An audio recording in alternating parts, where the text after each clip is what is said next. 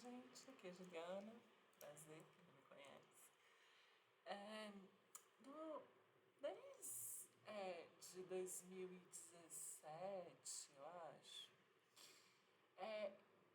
de tempos em tempos aparece esse assunto a respeito da relação da arte clássica e da extrema-direita. Em diversos momentos, por exemplo, com o uso de canais falando de arte clássica para recrutar ou para radicalizar, a crítica de direita da arte moderna sendo retomada, e agora um apego que a direita teria em considerar a arte clássica superior e rejeitar a arte moderna. E agora, hoje saiu uma notícia de que num dos primeiros decretos que o Trump assinou no dia da sua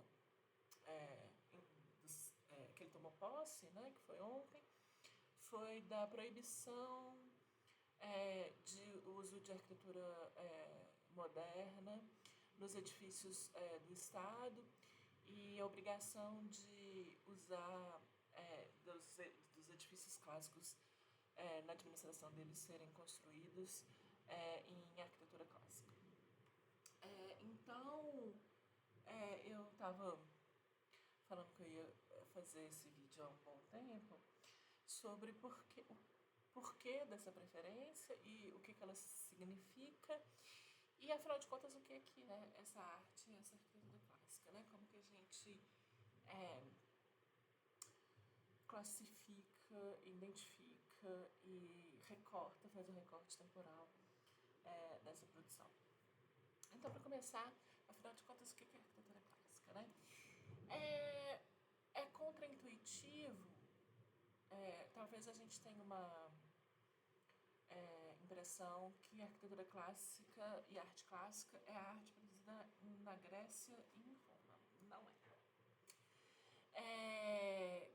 O Império Romano e o mundo grego fazem parte da Antiguidade, né? Então, a gente começa aqui relembrando aquela divisão hegeliana das eras, né? Então, Idade Antiga até a queda de Roma, Antiguidade, né?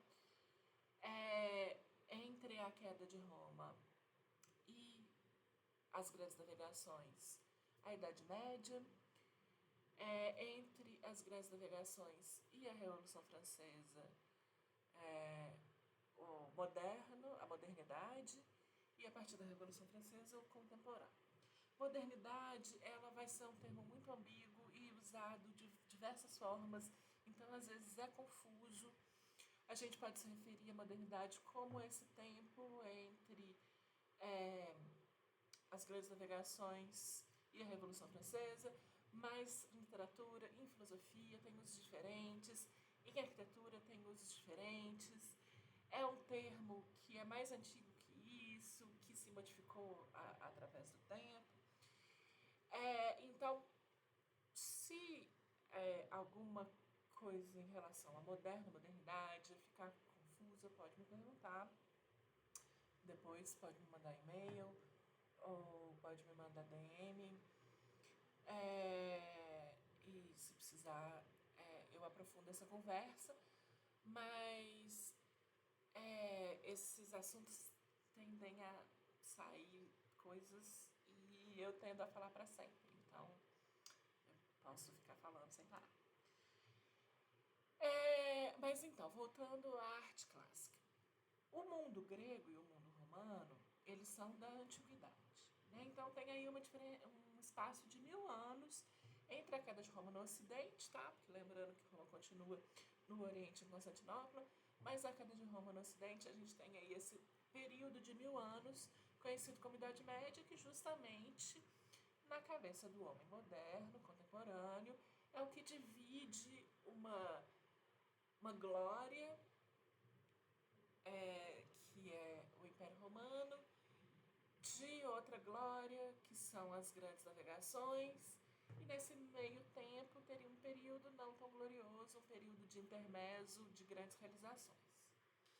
Isso é muito controverso, obviamente isso não corresponde à realidade, são 1000 anos, e a gente está falando aqui de acontecimentos exclusivamente restritos ao território europeu. Né? Quando a gente pensa em Idade Média, a gente está falando exclusivamente da Europa. Né? O que estava acontecendo nas Américas durante a Idade Média não tem absolutamente nada a ver com o que está acontecendo na Europa. Né? O que está acontecendo na África subsaariana também não tem nada a ver. O que está acontecendo na Ásia também não tem absolutamente nada a ver com aquilo. Né? Então, apesar de ter comunicação nesse mundo, né, tem navegação, tem comércio, não é um mundo onde as partes estão totalmente isoladas, as pessoas se movimentam desde que o ser humano existe, né, há 200 mil anos, mas não é no sentido de globalização que a gente vai ter depois das grandes navegações. Né? Esses continentes eles não têm essa interdependência que a gente entende hoje. Então, as Américas nem eram conhecidas pelos europeus, então elas estão aqui se desenvolvendo de formas totalmente independentes. Não tem absolutamente nenhuma relação com os acontecimentos que acontecem na Europa. Né? E nesse mundo medieval, a Europa não é o lugar mais desenvolvido. Né? A Ásia é muito mais desenvolvida em todos os sentidos. Né? Comércio, tecnologia, guerra, saúde, tudo é muito mais desenvolvido na Ásia. Então, assim, o medievo ele é extremamente pontual num território que é relativamente pequeno, se a gente olhar dentro do mundo, por causa dos desdobramentos da queda de Roma. Né? Ele tem ligação com o que acontece com o fim do Império Romano no Ocidente. Até que o Império Romano no Oriente continua e acontecem outras coisas, outros desenvolvimentos. Mais para a visão do homem europeu do século XVIII, XIX, esse período ele fica como um problema historiográfico para uma narrativa muito específica, que é a narrativa da glória europeia, que vai se dar principalmente no século XIX. Né? Então, o historiador do século XVIII e XIX na Europa, ele está pensando numa história que ela é linear e que ela se desenvolve desde a pré-história até chegar no grande momento de glória que é o século XIX europeu. O grande desenvolvimento tecnológico, o grande desenvolvimento artístico, o grande desenvolvimento de tudo. Por quê? Porque a Europa, no século XIX, especificamente, é a detentora do poder mundial. Né? Então vão acontecendo várias coisas entre as grandes navegações do século XIX que colocam a Europa, que é esse continente que não tinha muita relevância até o século XIV, que colocam ele como centro de tudo no século XIX. E esses historiadores vão tentar explicar que isso não é o que acontece entre as grandes navegações e o século XIX, mas que é o que acontece em toda a história da humanidade. Que toda a história da humanidade vai levar aquele momento de glória europeia. E para você explicar que toda a história da humanidade vai levar aquele momento de glória europeia no século XIX, você precisa falar que a Idade Média, então, esse período de 1000 anos, foi um acontecimento irrelevante, ou foi um período de obscuridade, ou foi uma pedra no caminho necessária para a chegada desse momento de glória. Né? Mas não, você esconde que essa linearidade não existe. Né? Você precisa escamotear algumas coisas para criar essa ideia de linearidade, de evolução. Né? Porque, na verdade, a noção de ponto de evolução ela varia ao longo da história. Né? No mesmo período, tem lugares com desenvolvimento tecnológico maior, em outros menor, em alguns vão ter o desenvolvimento de escrita, em outros não. Ao mesmo tempo, um lugar extremamente avançado em termos de tecnologia, não necessariamente tem escrita, em outros tem escrita e não necessariamente tem tanta tecnologia assim. Então, essa ideia linear desse tempo, que é uma ideia do século XIX, principalmente, ela é uma ideia que não se sustenta numa historiografia rigorosa do mundo. Mas ela serve de forma ideológica para dizer que a Europa está no lugar onde ela devia sempre estar, que o destino da Europa é o destino da glória. Né? Então ela serve como ideologia. E qual que é a relação disso, então, com a arte? Né? Então, como eu estava dizendo, a modernidade ela começa ali no final do século XV com as grandes navegações. E também, né, a gente precisa lembrar que também é a expulsão dos árabes da Península Ibérica e a conquista dos árabes no Oriente de Constantinopla. Né? Então a queda finalmente acaba o Império Romano, né? Constantinopla vai virar Istambul. E ao mesmo tempo que o califado consegue essa vitória, ele tem uma derrota dentro da Europa com a expulsão da Península Ibérica. Então, a gente tem a retirada do mundo árabe de dentro da Europa e a retirada da Europa de dentro do mundo árabe, né? Ou seja, essa divisão Ocidente-Oriente ela vai ficar mais clara aí nesse momento. Pelo menos para o europeu. Que até então, até o século XV, não se via como o centro do mundo, né? O centro do mundo era Jerusalém. Inclusive, a gente pode confirmar isso por mapas. Mas as grandes navegações, elas mudam tudo, por quê? Porque elas vão trazer dinheiro, muito dinheiro, né? E além de muito dinheiro, elas vão criar também, elas vão dar poder para uma classe que não tinha poder, que era a classe dos comerciantes, né? Que hoje em dia é a classe que, até hoje, é a classe que domina o nosso mundo. Essa classe não tinha nenhum poder no medievo, né? Europeu, ela era considerada inferior para a ética, para o código de moralidade do medievo. Ela estava restrita ali ao burgo e ao pequeno comércio. Essa classe é a classe que resolve empreender e que vai ganhar muito dinheiro. E que com esse dinheiro vai ser investido em formas de industrialização que vão culminar na Revolução Industrial e que vão culminar na Revolução Francesa. Por quê? Porque simbolicamente a classe dos comerciantes ou os burgueses precisam tirar a classe que dominava o medievo, né? A classe que domina o medievo é a aristocracia. Então, de alguma forma, o medievo só acaba politicamente com a Revolução Francesa, né? Porque só é então que a aristocracia realmente sai do poder. Então, uma nova classe surge, uma nova forma de mundo, a ideia de um mundo unido por essa navegação e por todas as trocas comerciais que vão acontecer, né? Então, todas as empresas que se surgem e que ganham poder, elas têm relação com esse comércio em todo o mundo. E então, toda a configuração de tudo na vida vai mudar nos próximos séculos. Isso muda a arte também, né?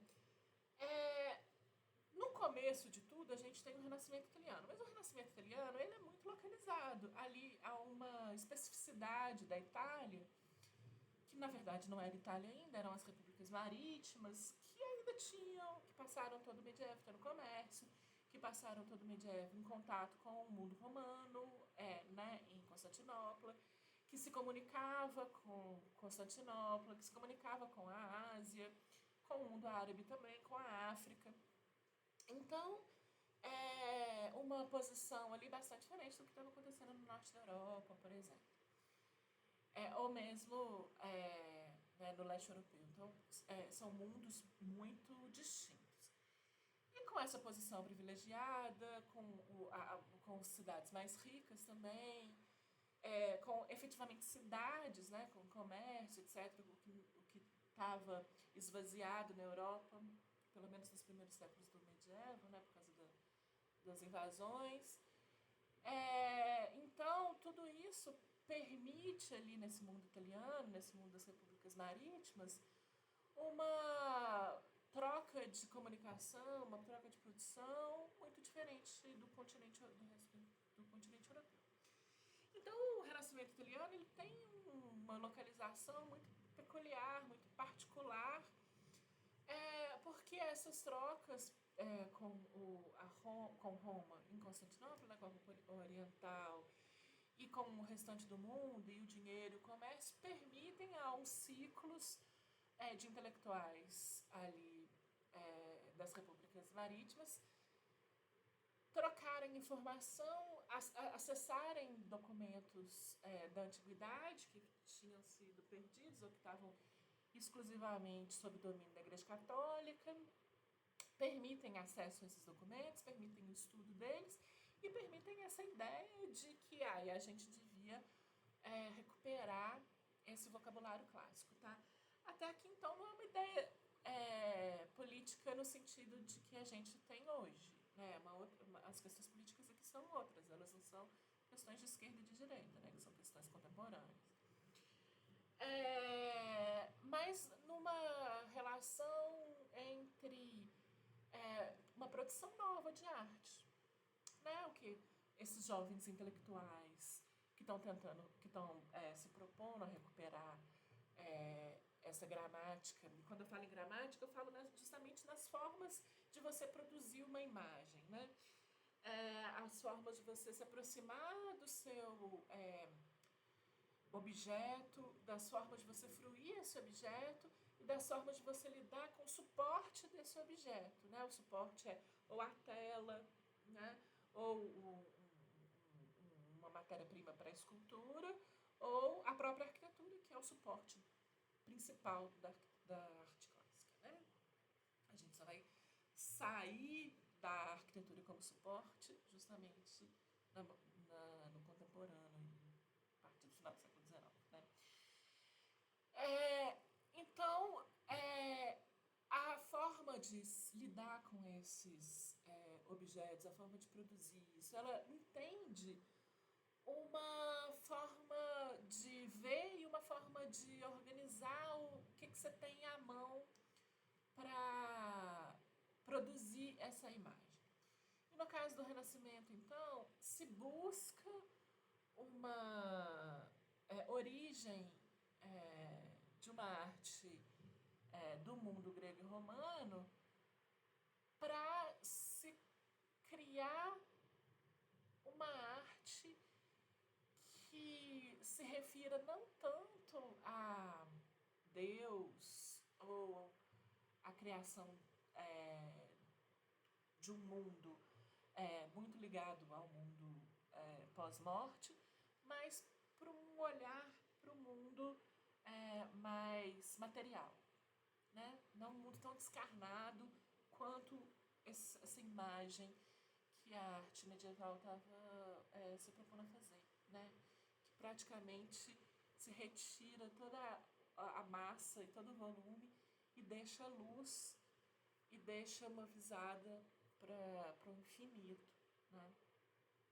Que é extremamente sofisticado, extremamente difícil, extremamente complexo em termos de técnica, né? Então, assim, a mudança para a arquitetura renascentista ela não significa uma evolução no sentido de técnica, muito pelo contrário, a arte medieval é mais complexa e é mais difícil de ser executada.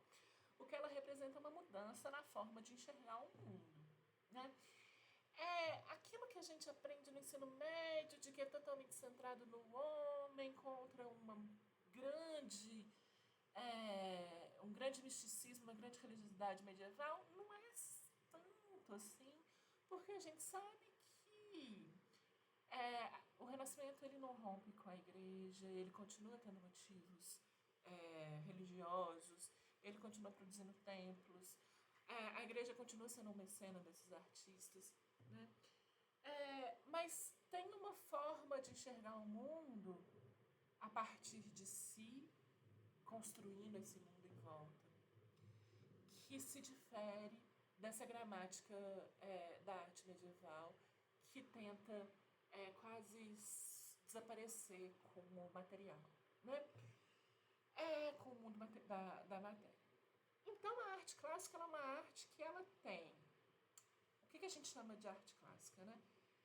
É o que vai sair da Itália e vai para o resto do continente europeu. Né? Então, depois que o Renascimento se consolida como um movimento importante, interessante, revolucionário, que está mudando a forma de criar, isso vai se espalhando por dentro do continente europeu. Então, esse espalhamento da arte clássica para dentro do continente europeu é esse recorte do que é arte clássica. A arte clássica é o que acontece dentro do continente europeu entre o século XVI e entre o século XIX, quando essa gramática clássica vai começar a ser substituída pela arte, então, moderna. Né? Moderno e contemporâneo, aqui sendo intercambiáveis num sentido, tá? É uma discussão mais complicada que isso, mas vamos chamar tudo de moderno. Vamos chamar tudo a partir de meados do 19 de moderno. Apesar da divisão clássica dizer que a história aí já é uma história contemporânea, né? Então, é a arte produzida dentro desse período a partir de uma ideia de que se deveria recuperar a forma grega e romana de se construir e de se produzir, tá? E o que essas pessoas, esses europeus, vão fazer, então, para recriar algo que tinha sido destruído há 1000 anos? 1000 anos é muito tempo, não é pouco tempo. Roma ainda é cheia de ruínas, né? Então, a princípio vão se estudar essas ruínas. E também se tenta recuperar alguns documentos. No caso da arquitetura, se encontra um documento romano, que é um documento escrito por um arquiteto romano, que chama Vitrúvio, que escreve um livro que é uma espécie de um manual do que se deve fazer, de como se deve construir, quais são os principais conceitos ali em Roma para se construir. Né? O Vitrúvio escreve, e isso é um dos poucos documentos que a gente tem que existem da antiguidade, e a partir disso os estudiosos do Renascimento para frente vão começar a também criar seus próprios manuais de como fazer essa arquitetura clássica. Né? Então, a partir do que se encontra de documento da antiguidade e a partir do estudo dessas ruínas. Tem até um negócio que eu acho interessante, que na Academia Real de Arquitetura, na França, todo ano o melhor aluno que se formava, né, o melhor estudante de arquitetura daquele ano, quando ele se graduava, ele ganhava como prêmio, por ter sido o melhor aluno de arquitetura a se formar, passar um tempo em Roma, né? Então ele ganhava o dinheiro, a viagem, a acomodação, etc., com o objetivo de estudar e fazer levantamento dessas colunas romanas e dessas ruínas romanas. Né? Porque aí, a partir do século XVI, no XVII, no XVIII principalmente, vai tentar se chegar a fórmulas matemáticas de como que a beleza é feita, de como que a beleza é produzida. Né? Então eles concluem assim, não, a arte superior foi a arte grega e romana. Porque eles estão desprezando a arte medieval. Não que a arte medieval seja inferior, mas ali naquele momento eles desprezam ela porque eles acham que ela representa um momento que não foi um momento de glória. Tá? Então, se a verdadeira beleza está no que foi produzido pelos gregos e pelos romanos, o que eles fizeram? Como que eles chegaram nisso? Então a gente vai chegar até as fórmulas de proporção entre a altura e largura das colunas. Essas fórmulas a gente não tem documento delas na antiguidade. A gente não tem documento romano falando, olha, a coluna dórica, a proporção é essa. Não tem. O que a gente tem são os modernos indo lá para as ruínas gregas e romanas, medindo e chegando a essa conclusão. Não, a proporção de uma coluna dórica é essa, e a proporção de uma coluna coríntia é essa, e a proporção de uma coluna jônica é essa. Né? Então, isso é um estudo moderno a respeito da antiguidade.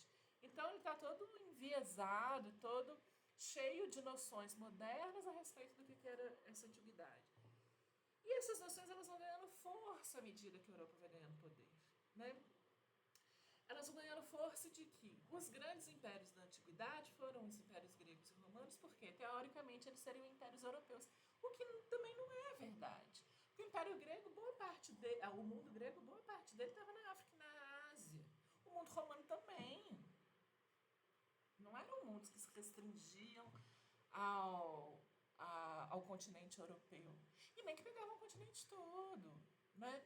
Então, isso é uma criação, é uma ideia de que Roma e Grécia, por serem próximas e por terem a sede, né? Roma era dentro do continente europeu e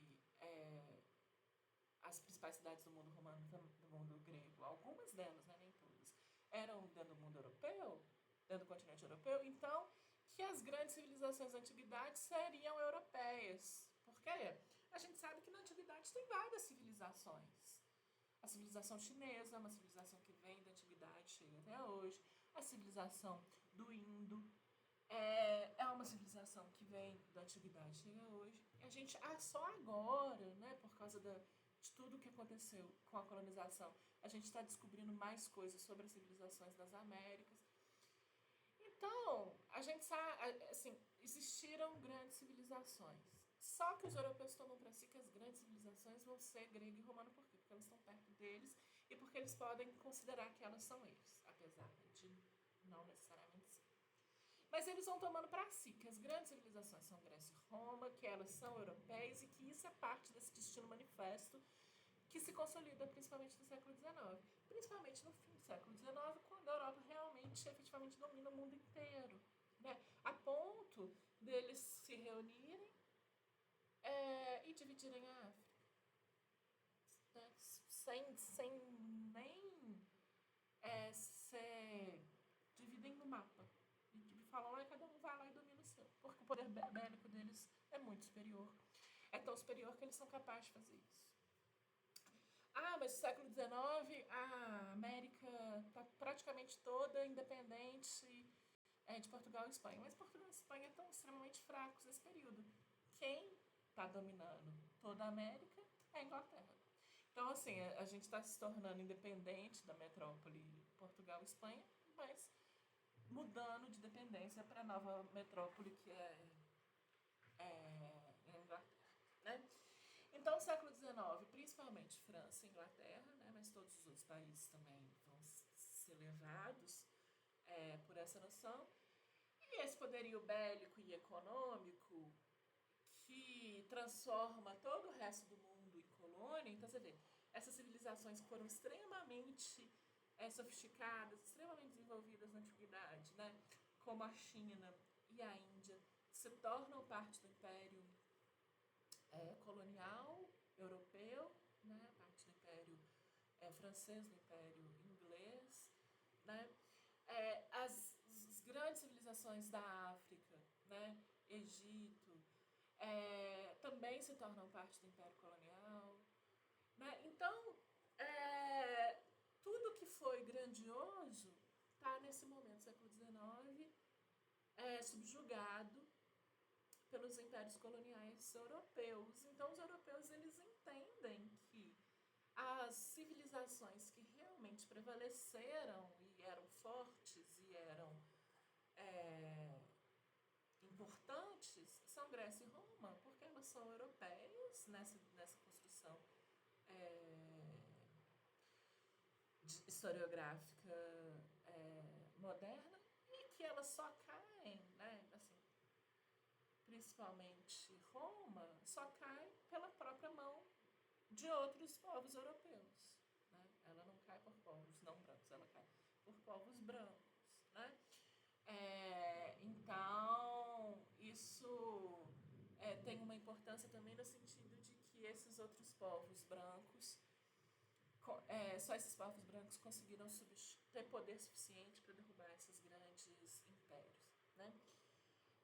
Então, de uma leitura, de um vocabulário, de uma forma de produzir imagem, de uma forma de produzir artes e arquitetura, de uma forma de entender o espaço, de uma forma de entender a produção de imagem que começou a acontecer ali no Renascimento, isso vai se tornando paulatinamente um símbolo desse poderio europeu, né? Então a arte clássica ela vai se configurando como símbolo de um poderio branco, de um poderio europeu. E é por isso, então, que a supremacia branca vai ter tanta categoria, né? É por isso que quando essa arte entra em decadência, no final do século XIX, justamente nesse período de maior potência dos impérios coloniais, e ela começa a ser questionada pelas vanguardas do começo do século XX, principalmente depois da Primeira Guerra, né? E os artistas têm uma sensação depois da Primeira Guerra que esse projeto europeu falhou, né? Que esse projeto, que teoricamente era um projeto da razão e do iluminismo, ele falha e conduz à Primeira Guerra. Então a arte ela vai criticar esse excesso de razão, ela vai criticar essa busca da perfeição que a arte clássica passa a buscar ao longo do seu desenvolvimento, né? Então sempre a proporção certa, sempre a ausência de pincelada visível para quando você se deparasse com um retrato, ele não poderia parecer que ele teve uma pintura, um pintor, mas sim que ele parecesse uma reprodução totalmente fidedigna da realidade, que você pudesse ser levado para dentro dele como um realismo total, né? Então você não pode ter uma pincelada visível, a luz tem que ser totalmente fidedigna. Então isso também é vai se tornando cada vez mais rígido, cada vez mais rigoroso. Entra em crise várias vezes, né? A gente já, logo depois do Renascimento, a gente já tem uma crise com o maneirismo, depois a gente já tem uma crise com o Barroco. Então, assim, dentro do próprio período clássico, que seria entre 16 e 19, a gente tem várias crises, né? Ele não é um período linear, uniforme, mas todos essas vertentes, né? O maneirismo, o barroco, o neoclássico, eles vão usar essa gramática clássica, então a gente consegue colocar eles dentro desse nome de arquitetura clássica. Mas quanto mais rígido vai ficando, quanto mais rigoroso, quanto mais necessário usar o manual, usar o estilo, se eu vou fazer uma casa assim, o estilo tem que ser esse, se eu vou fazer um comércio assado, o estilo tem que ser esse, se eu vou fazer uma escola, eu tenho que usar jônico porque remete ao conhecimento, se eu for usar... Quanto mais rígido isso vai ficando, mais isso vai tolhendo o artista, mais isso vai tolhendo a subjetividade, e aí ainda chega a Primeira Guerra e o artista europeu cansa, não dá mais. Não dá mais para viver assim, a gente precisa de outra coisa. Então a arte ela vai começar a se questionar, a produzir outras coisas, a tentar sair dessas regras rígidas, a olhar para outros objetos, olhar para outros personagens, não só os ricos e poderosos. Vai tentar olhar para o sentimento, para a emoção, ou vai tentar olhar para o próprio plano pictórico, vai tentar fazer esse processo reverso de que do realismo absurdo e vai para abstração. Então, os artistas eles estão tentando reconstruir essa subjetividade oprimida de várias formas, né? Mas quando os movimentos de retomar a grandeza europeia, de convicção branca, de supremacia branca, de que a Europa é o centro do mundo e que esse centro tem que continuar, né? O norte tem que continuar, mesmo esse centro tendo se deslocado para os Estados Unidos, mas em termo ideológico ele continua o mesmo, né? De a gente é superior ao resto do mundo e a gente é branco e o resto do mundo não é branco, né? Então essa divisão ela é extremamente importante, mesmo os Estados Unidos sendo um país de imigrante e de tanto imigração quanto a América Latina, mesmo os Estados Unidos tendo tido escravização de populações, mesmo isso eles vão insistir nessa divisão de que eles são mais brancos que o resto, que a gente não é branco e que tem essa uniformidade, né? Tipo, a América Latina é uma coisa só, um grupão, uma coisa única, todo mundo tem a mesma cara, todo mundo tem o mesmo recorte racial, que é diferente deles, né? Porque você precisa disso para diferenciar o centro do que é periferia, né? Você precisa manter uma série de estereótipos para você manter essa divisão entre centro e periferia. E um estereótipo, num sentido, é esse, assim, de que as grandes realizações acontecem pintadas e projetadas por essa arte, né? Então, retratadas por essa arte, imaginadas por essa arte, né? Você vê no próprio Estados Unidos, a capital, que é feita com uma revolução que é extremamente complexa, porque ela é ao mesmo tempo contra uma metrópole, então ela é anticolonial, mas ao mesmo tempo ela é uma revolução burguesa, né? Então é um processo histórico bem complexo para a gente simplificar demais. Mas a capital é uma capital neoclássica, que é um estilo ali do final do 18, que está dentro desse vocabulário clássico. Então, todos os prédios de Washington são feitos dentro desse vocabulário clássico, né? Então, a insistência em relação a isso, ela é uma insistência em relação a um período de que uma forma política e uma forma ideológica conseguem dominar o mundo todo. E essa forma política e essa forma ideológica é o imperialismo, né? Então, é uma ideia de que a superioridade branca ela consegue dominar todo o resto do mundo de forma tanto bélica quanto de forma pela subjetividade, quanto pela religião. E para esse domínio ser mantido, a gente precisa se ater e se conservar essa forma de expressão artística. Então, rejeitar tudo que critica isso, que foi a arte moderna, né? Então, todo mundo, assim, a maioria já deve ter ouvido falar de um documentário que chama Arte Degenerada, que é mostrando como que o Partido Nazista odiava essa arte moderna, né? Berlim era uma capital de artista moderno, tinha muita coisa acontecendo, interessante, mas assim que o Partido Nazista chega no poder, a primeira coisa que eles fazem é fechar a Bauhaus. Né? Primeiro ato. O Partido Nazista chega no poder, no dia seguinte a Bauhaus está fechada, todo mundo expulso, né, correndo fora da Alemanha. E é isso, essa lógica de que a arte que é crítica ao que acontece no século XIX, que é a crítica a esse projeto de super valorização e superioridade do branco europeu, tudo que é crítico a isso, a extrema-direita vai considerar degenerado, vai considerar um inimigo, né? Então todo mundo que questionar isso. Então, assim, toda arte clássica é uma arte de direita? Não, obviamente não.